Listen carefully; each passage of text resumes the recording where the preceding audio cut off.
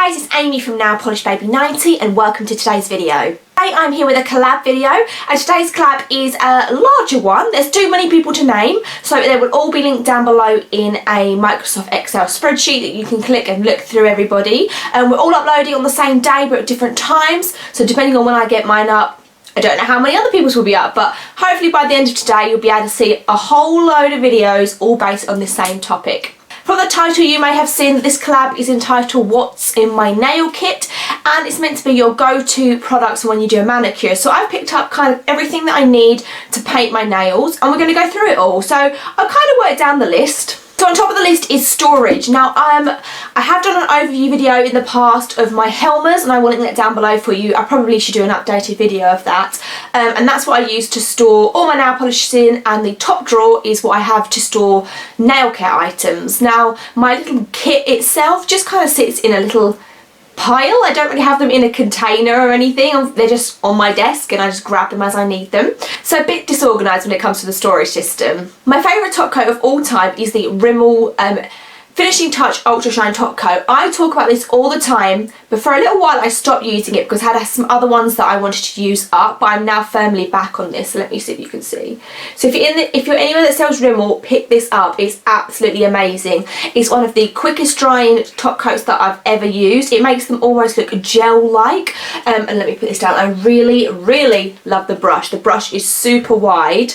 Hopefully you can see that, so it just applies so beautifully.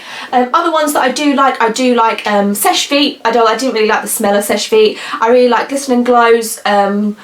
I used the Model's Own Hyper Gel top coat. That was really nice. I'm not too fussy as long as they're shiny and as long as they dry quickly, but my favourite of all time would definitely be this Rimmel one.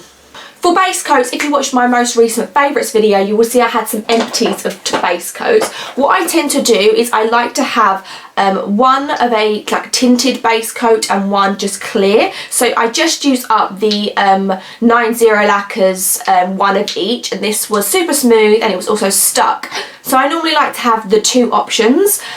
For anything that I think is going to stain, I will use a clear base coat. I don't know why, I just feel it gives a better protection. So in the lack of the fact that I've now run out those 90 ones, I'm actually currently using, let's try if I can get it, the Naked Manicure by Zoya, and this is obviously the naked base, which is just a nice clear, dries really quickly, it does prevent staining. So that's the clear one that I'm using at the moment. I actually need to get to Sally's because I don't actually have any base coats that are on the go at the moment. But like I say, I just used up the 90 one and I really like this one. I would definitely grab for that one more when I'm applying sheer polishes or lighter ones, just because it gives you a slightly tinted base, so it helps them become opaque a little bit quicker than if you use them on a plain naked nail. So for that reason, I always like having one of each base coat. Obviously apart from right now when I'm filming the video, because I'm out of one of them. When it comes to nail tools, the only tool I really use is nail cuticle removers. These are actually just a pair from Sally's that I've had for a really long time. Now I know they say do not cut your cuticles, but I do. I don't ever cut them when they are alive. What I do is I push them back either with an orange stick or just with my own nails. I'm really basic when it comes to nail care. And then when I push them back and they're dry, I will just nip them off with the cuticle remover. So you can get these kind of everywhere, but these ones are from Sally's. I don't really use nail buffers or anything like that really. The only thing I use when it comes to shaping my nails is a nail file. Now this is actually a brand new one, I've just actually got this one. And my favourite nail file of life is the Black Beauty by The Edge. They are just the best. They're good for just rounding off nails if you need to really even them out. They've got the perfect grit in them. They can just do just about everything. I absolutely love these. I buy them on, well, not on the regular, they do actually last quite a long while, but they're definitely my favourite, and I will link The Edge down below for you in case you want to pick one up, because I don't think they're available in stores. Now for cuticles, I don't have a cuticle remover that I use. Like I say, I just push them back with my own nails. But I do have some cuticle care items that I do enjoy. The first one is Lush's Lemony Flutter. I've had this for about, maybe 9 months now. And I have put a little bit of a dent in it, but it's just a beautiful lemony scented cuticle butter. Let me see what it's got in it.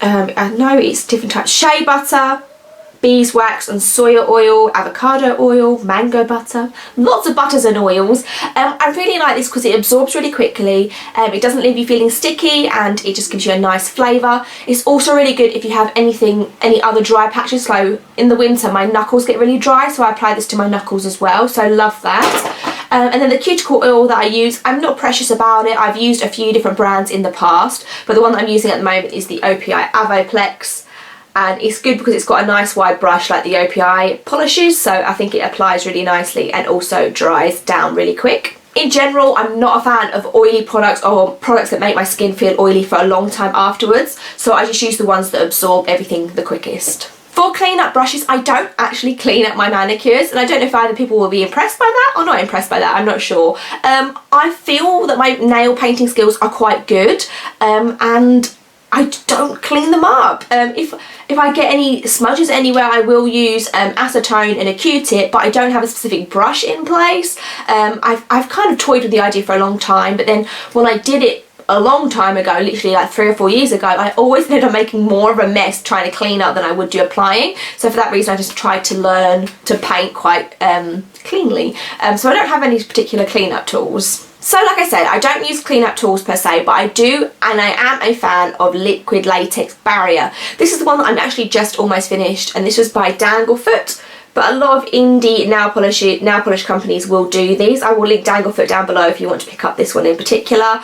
I don't really use it for nail art because I don't tend to do too much nail art, but if I'm doing a lot of swatching, I will use this as a base coat. But it's not, most latex barriers are not good enough to be worn as a like long wearing base coat because they will just peel off. But this is really nice if you're just swatching or you want to just try a nail polish on really quick and peel it off again. I really do enjoy the latex barriers. When it comes to nail polish remover, I'm also very basic. I just have the 2 products from Sally's, non-acetone remover and acetone.